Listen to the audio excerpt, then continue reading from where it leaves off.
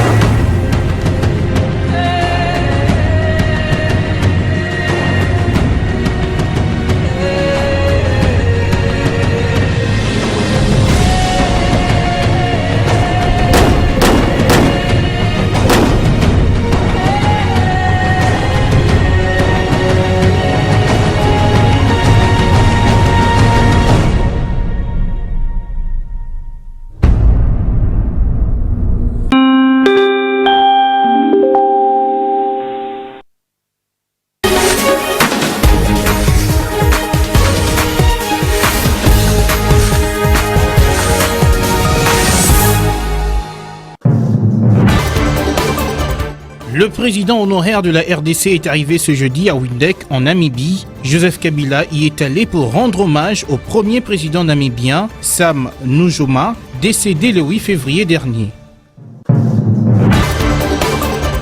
Plusieurs morts et des blessés ont été répertoriés ce jeudi dans une explosion de 2 bombes lors d'un meeting organisé par Corneille Nangaa, chef du groupe rebelle M23 AFC, un acte sévèrement condamné par le chef de l'État.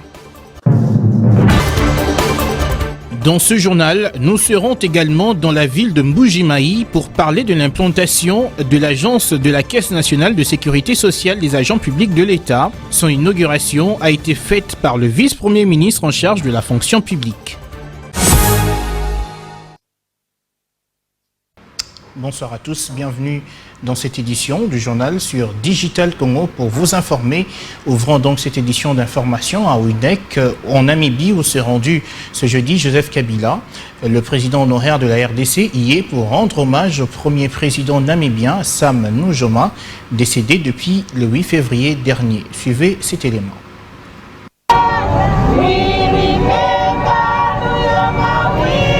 La Namibie tout entière est en pleurs. Le pays a perdu la figure de l'indépendance namibienne, son premier président.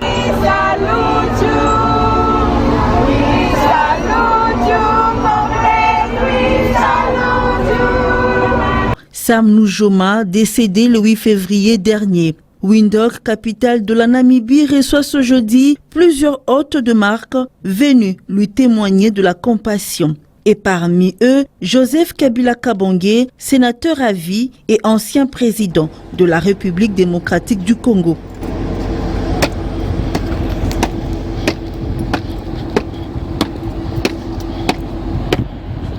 Il vient partager sa douleur avec le peuple namibien, compatir avec la veuve et la famille éplorée.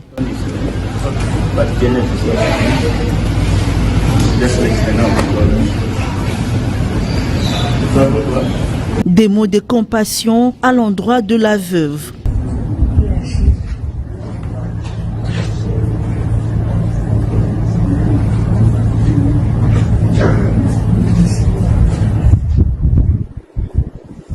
Le président honoraire de la République démocratique du Congo inscrit également quelques mots sur le registre des condoléances.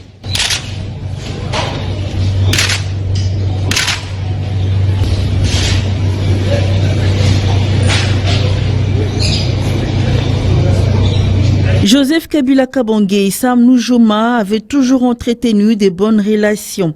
L'ancien président de la République démocratique du Congo avait toujours considéré Sam Nujoma comme un père et pour sa part, Sam Nujoma le prenait pour un fils envers qui il avait beaucoup d'admiration. Les deux partageaient la même vision pour une Afrique libre et indépendante. Pour rappel, la Namibie de Sam Nujoma a été plusieurs fois aux côtés de la République démocratique du Congo dans ces moments troubles et a soutenu son armée en 1998 sous Mzee Laurent Désiré Kabila, troisième président de la République démocratique du Congo. On en vient à cette nouvelle. 2 explosions ont éclaté lors d'un meeting du M23 AFC à Bukavu ce jeudi 27 février à la place de l'Indépendance. Des morts et des blessés sont comptés.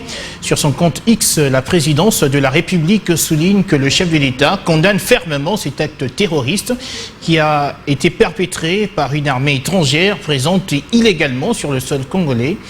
Le président Félix Tshisekedi a appris avec peine la mort de plusieurs compatriotes. Il exprime sa solidarité avec les victimes. Ainsi, il présente ses sincères condoléances aux familles éplorées et exprime toute sa compassion. Les avis divergent sur les origines de l'explosion. Le M23 indexe quant à lui le pouvoir de Kinshasa par l'entremise des FARDC d'être à la base de cette explosion. Soulignant cependant qu'aucun bilan officiel n'a été avancé. Il faut noter cependant que la RDC compte des milliers de morts dans sa partie orientale depuis l'occupation de cette partie par le M23 AFC soutenu par le Rwanda. Il est temps d'agir pour sauver notre pays. Cette phrase a été prononcée ce jeudi par Martin Fayulu dans un message vidéo à l'intention de la population congolaise. Le président de l'ECID a vanté le pacte social pour la paix et le bien vivre ensemble, porté par l'Église catholique et protestante, et demande à toutes les couches de la population de le soutenir. Le leader de l'AMUCA insiste sur le fait de ne pas laisser les divisions internes donner de l'avantage à l'ennemi. On l'écoute dans cet extrait choisi par Anita Mwadi. Combien de morts faudra-t-il encore pour que nous prenions pleinement conscience de l'urgence d'unir nos forces, de transcender nos divergences et de trouver une solution pour préserver les 2 345 410 km² de notre territoire. La balkanisation du Congo, insidieusement orchestrée sous nos yeux, ne saurait être tolérée. C'est un projet ignoble, une profanation de l'héritage légué par Simon Kimbangu et Patrice Lumumba. Aujourd'hui, plus que jamais, il incombe à chaque Congolais d'assumer sa part des responsabilités dans la lutte pour la sauvegarde de notre pays. Cette guerre, ces souffrances, ces vies fauchées en grand nombre nous enjoignent à un profond changement d'attitude. Nous ne pouvons plus nous permettre l'inaction ni la complaisance. Il est de notre devoir de contrer ceux qui cherchent à diviser notre peuple et à nous précipiter vers notre propre perte. Face à l'ampleur du désastre, la division interne est un luxe que nous ne pouvons plus nous offrir.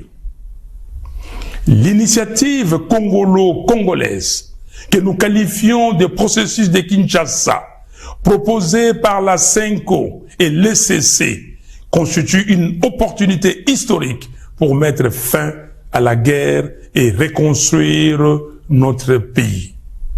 Ce projet ne se limite pas à un simple appel à la paix.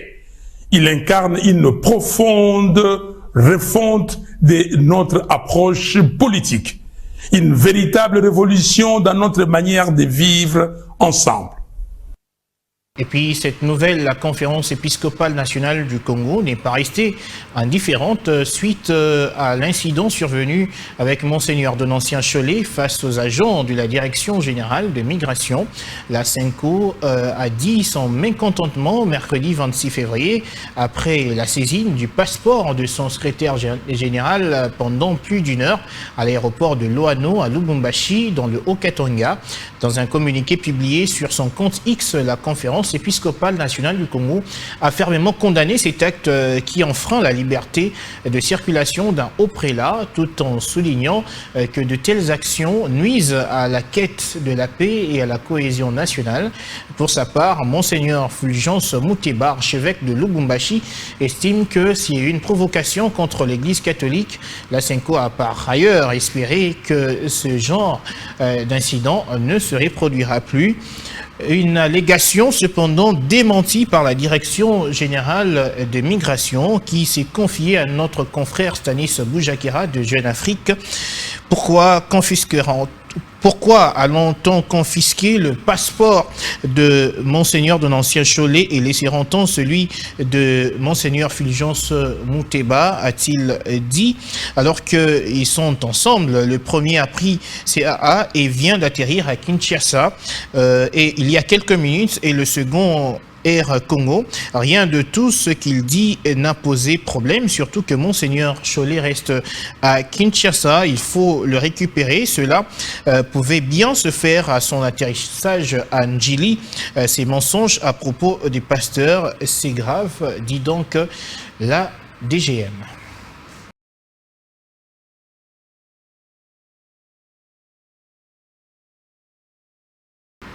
La RDC engage de plus en plus une série de victoires sur le plan diplomatique en rapport avec la guerre d'agression dont elle est victime de la part de son voisin, le Rwanda.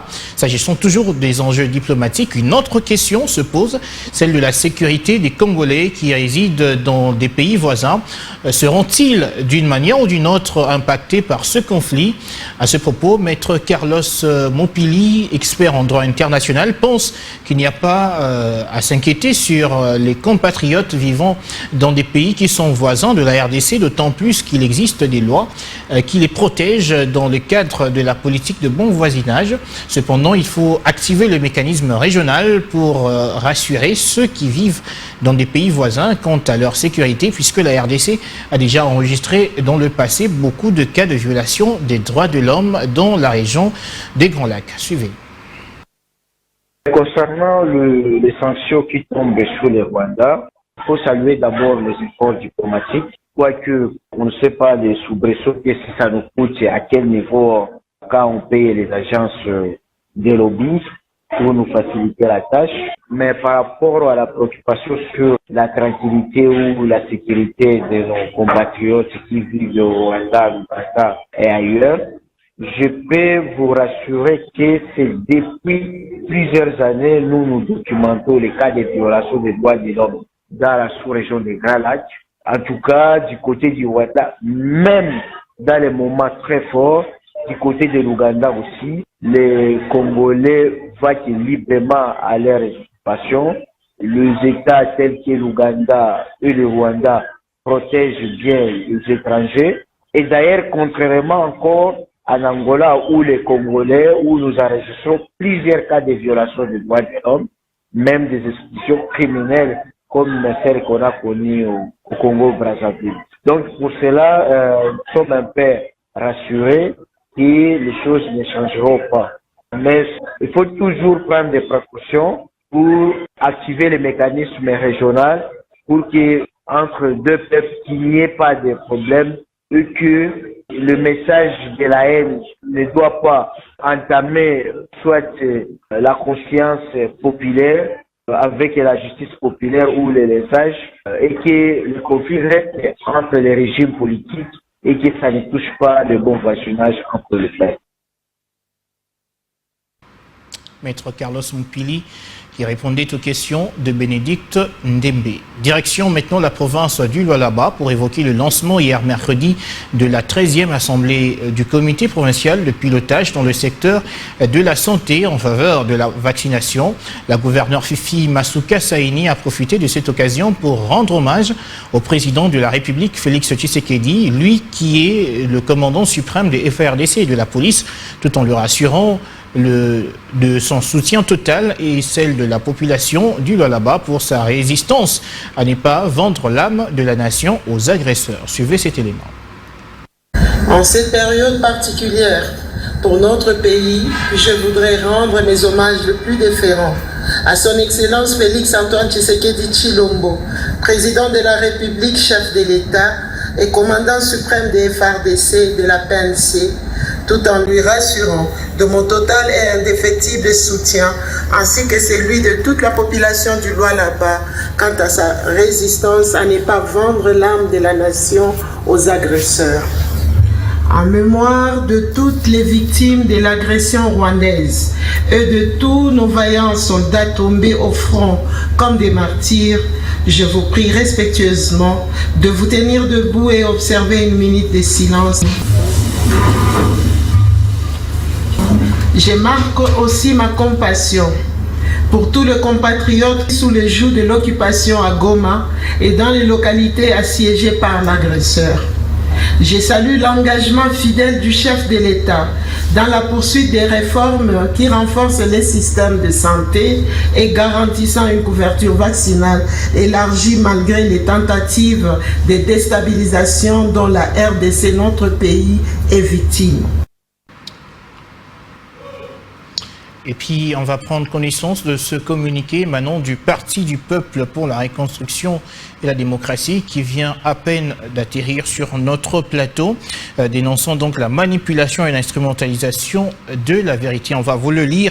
Le Parti du Peuple pour la Reconstruction et la Démocratie, en sigle PPRD, exprime sa profonde inquiétude face aux déclarations fallacieuses donc du ministre des Transports, M. Jean-Pierre Bemba, ancien ministre de la Défense, à l'occasion de son meeting populaire tenu le 25 février 2025 dans la ville de Bandundu, chef-lieu de la province de Kwilu. En effet, dans une dernière tentative désespérée de détourner l'attention du peuple congolais des véritables responsables du régime en place, M. Jean-Pierre Bemba a porté sans preuve aucune des accusations absurdes et totalement mensongères contre le président de la République honoraire et sénateur à vie, son Excellence Joseph Kabila Kabange, l'accusant toute honte bue d'être derrière le phénomène Mobondo. Le PPRD rappelle que cette milice Mobondo est née le 10 juin 2022 dans le village Masiambe, groupement de Bateke Sud, secteur de Toa, dans les territoires de Kwamut, province du Maïndombe. La revendication était liée à l'augmentation de la redevance coutumière auprès des fermiers Yaka, au-delà de la redevance. Et c'est agi finalement d'un conflit de terre où les Yaka revendiquent jusqu'aujourd'hui le plateau de Bateke, appelé par eux plateau Lunda. Il est donc totalement incohérent et absurde d'accuser le président de la République honoraire et sénateur à vie, son Excellence Joseph Kabila, d'être derrière ce conflit Teke-Yaka. Pire encore, note le communiqué, des faits irréfutables démontrent la proximité du pouvoir en place avec cette milice. En effet, plusieurs de ses membres ont été reçus en audience par des autorités et même intégrés au sein des forces armées de la République démocratique du Congo, FARDC en sigle. Le régime dictatorial actuel ne peut donc se soustraire de ses responsabilités en tenant vraiment de faire diversion, comme pour le cas du M23, par des accusations politiciennes dénuées de tout fondement. Le PPRD salue la saisine de plusieurs organismes nationaux et internationaux, notamment l'Église catholique, l'Union africaine, les Nations unies, et qui enquêtent actuellement sur des massacres. Les victimes, dans leur mémorandum, pointent du doigt la complicité ou le laxisme du gouvernement face à ceux qui s'apparentent à un véritable génocide. Face à cette situation gravissime, le PPRD exige la cessation immédiate de la manipulation politique visant à salir l'image de marque et le nom du président Joseph Kabila, sénateur à vie, président national du PPRD et autorité morale du Front commun pour le Congo, FCC en sigle.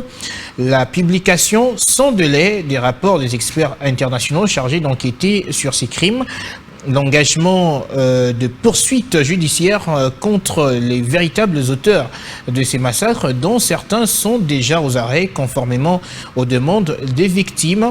Le PPRD tient à alerté l'opinion nationale et internationale sur cette tentative grossière de diversion et appelle à la vigilance face aux manœuvres d'un pouvoir aux abois, prêt à tout pour masquer son échec et son implication dans la déstabilisation du pays. Ce communiqué signé par Emmanuel Ramazani Chadari, secrétaire permanent du PPRD. Le drapeau de la Caisse nationale de sécurité sociale flotte. Sécurité sociale des agents publics de l'État flotte avec fierté dans la ville de Mbuji-Mayi. L'agence de la SENSAP a été inaugurée le mardi dans la province du Kasaï oriental par le vice-premier ministre en charge de la fonction publique, Jean-Pierre Liaou, en présence de 3 gouverneurs du Grand Kasaï. C'est un reportage de Amina Mouacha. Après Kisangani dans la province de la Chopo et Mbandaka dans la province de l'Équateur, la Caisse nationale de sécurité sociale des agents publics de l'État, SENSAP en sigle, se déploie progressivement dans d'autres provinces. Mardi, les vice-premiers ministres et ministres de la fonction publique, Jean-Pierre Liaou, a inauguré le siège de la SENSAP Mbuji-Mayi en présence des autorités de la province, notamment le gouverneur ainsi que toutes les forces vives. L'agence qui va être inaugurée ces jours est à l'image de ce qu'est devenu la fonction publique nationale depuis notre avènement à la tête de ces ministères, sous la vision éclairée de son Excellence Monsieur le Président de la République, une fonction publique moderne, une fonction publique méritocratique qui fluidifie la retraite progressivement, mieux rajeunir compétitivement et qualitativement ses animateurs. Adepte d'une fonction publique méritocratique, le vice-premier ministre Jean-Pierre Liaou a martelé sur les recrutements compétitifs et qualificatifs à travers le concours. Nous allons agir ensemble pour que ce soit les compétences du Kasaï oriental qui puissent travailler ici, mais pas sous forme de recommandations. Il faut qu'il y ait des concours pour que tous les enfants du Kasaï puissent avoir les mêmes chances. Avec cette inauguration, le vice-premier ministre Jean-Pierre Liaou concrétise la volonté du chef de l'État consistant à étendre les sièges de la SENSAP dans toutes les provinces. Notre ville s'enrichit de nouveaux bâtiments modernes qui permettra à nos jeunes qui seront engagés ici de travailler dans de très bonnes conditions. Et c'est ici l'occasion de dire merci au président de la République, chef de l'État. C'est une grande joie pour nous parce que c'est déjà un grand pas pour les Kasaï oriental qui aujourd'hui, les retraités auront un privilège d'avoir un salaire à la fin de leur jour ici sur terre. Je suis très satisfait pour le travail qu'a fait le vice-premier ministre, ministre de la fonction publique. Après Mbuji-Mayi, la prochaine étape sera l'inauguration de la SENSAP Matadi dans la province du Congo central. L'heure des sanctions est finalement arrivée. Le commissaire provincial de la police, Blaise Kilimbalimba, a procédé le mercredi au lancement de l'opération d'interpellation des conducteurs auteurs des contraventions routières dans la ville-province de Kinshasa. Il s'agit de dispositions pratiques pour mettre hors d'état de nuire tous les inciviques. Brandon Bameko pour les précisions. Il n'y a rien de nouveau. Il s'agit seulement des dispositions pratiques pour mettre hors d'état de nuire tous les inciviques routiers. C'était au cours d'une parade organisée par le commissaire provincial de la police au Stade des Martyrs. Il s'agit de dispositions pratiques pour mettre hors d'état de nuire tous les inciviques. Une opération lancée pour interpeller et de mettre à la fourrière le véhicule de tous ceux qui vont violer le code de la route. Nous savons que cette violation du code de la route est faite sciemment. Quand tu violes le code de la route, on va t'arrêter et on déduira directement que tu n'as pas de permis de conduire et que tu n'as pas un véhicule en règle, a déclaré le commissaire divisionnaire adjoint Blaise Kilimbalimba, commandant de la police de Kinshasa. Il s'agit selon lui des infractions liées à la circulation de véhicules sans plaque ou avec mauvaise plaque ou fausse plaque. Ces genres de véhicules sont identifiés. Il y a un laboratoire. C'est une opération qui vient d'être lancée et encadrée par les recettes de l'État. Quand votre véhicule est envoyé à la fourrière, vous devez vous attendre à la note de perception pour paiement à la banque, a-t-il indiqué. Et de poursuivre, nous venons d'identifier quelques secteurs où se posent ces problèmes de non-respect du code de la route. Parmi les infractions, il faut noter également des fausses manœuvres qui consistent à faire un demi-tour là où il ne faut pas. À cela s'ajoute le non-respect du sens giratoire. Quand vous brûlez le feu rouge, on vous arrête. Sont également concernés le non-respect des bandes et la conduite dans les sens contraires. Conduire un véhicule en mauvais état sera aussi sanctionné, a dit le commissaire divisionnaire adjoint Blaise Kilimbalimba. Quand vous abandonnez votre véhicule là où il n'y a pas d'arrêt, on vous interpelle. Les écoles qui n'ont pas de parking doivent prendre des dispositions maintenant parce qu'elles sont aussi à la base de beaucoup de regroupements, a-t-il également martelé. On se dirige vers la province de l'Ituri. Pour terminer ce journal, 40 détenus ont été libérés de la prison centrale de Bunia suite à la grâce présidentielle. Parmi eux, 22 militaires, 14 civils, dont 3 femmes et 4 policiers ont bénéficié de cette mesure. Les libérés avaient purgé une partie de leur peine pour des infractions mineures comme des mouvements insurrectionnels ou la détention d'armes. D'autres libérations sont prévues selon le planning des juridictions militaires et civiles. La prison de Bunia, surpeuplée avec 2400 détenus, dépasse largement sa capacité de 500 places. Le lieutenant Camille Nzonzi, directeur de la prison centrale de Bunia, en parle ici dans cet extrait sonore choisi par Vérité Johnson.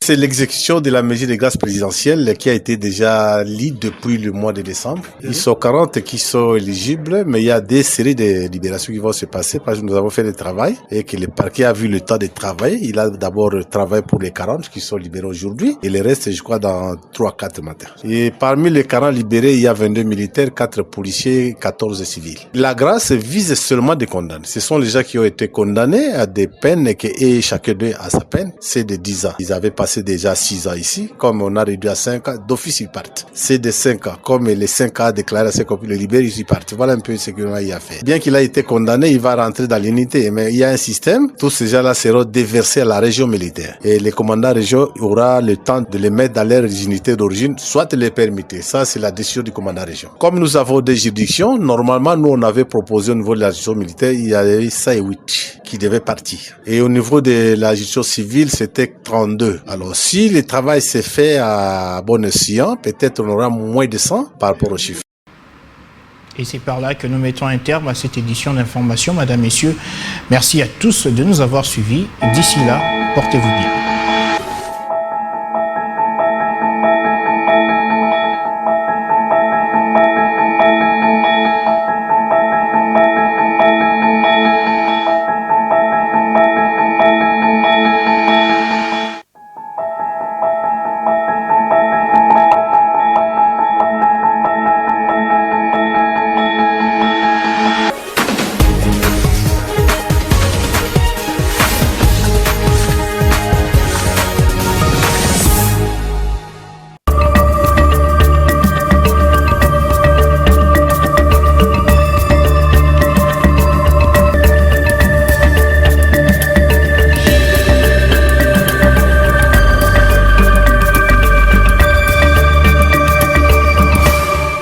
Bienvenue à la lecture des journaux parus ce jeudi 27 février 2025 à Kinshasa. Commençons par le potentiel qui a placé parmi les sujets à sa une Sud Kivu. Félix Tshisekedi ordonne au gouverneur Pouroussi de s'installer à Uvira face à la menace du M23 à Bukavu.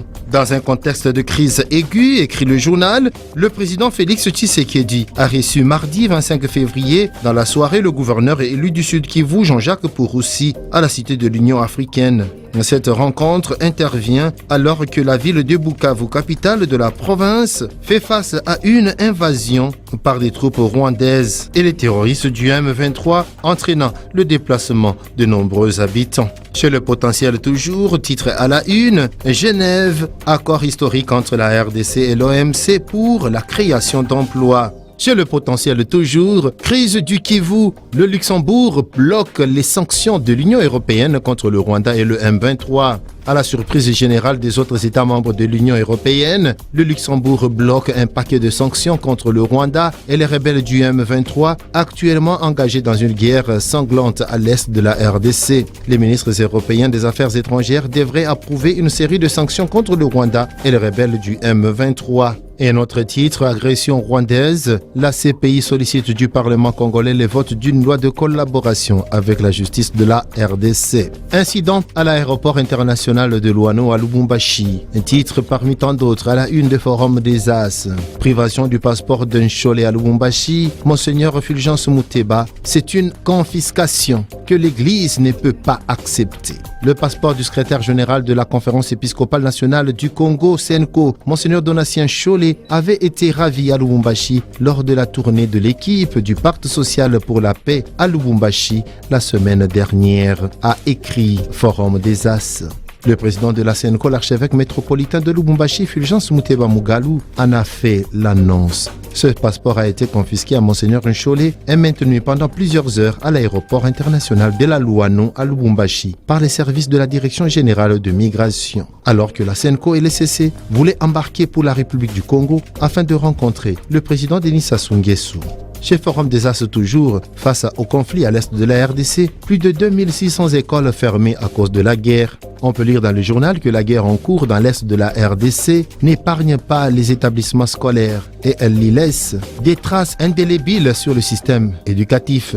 D'après le ministère, 2594 écoles ont fermé leurs portes, dont 1483 au nord Kivu et 1111 au sud Kivu, privant ainsi 1 108 962 enfants d'accès à l'éducation.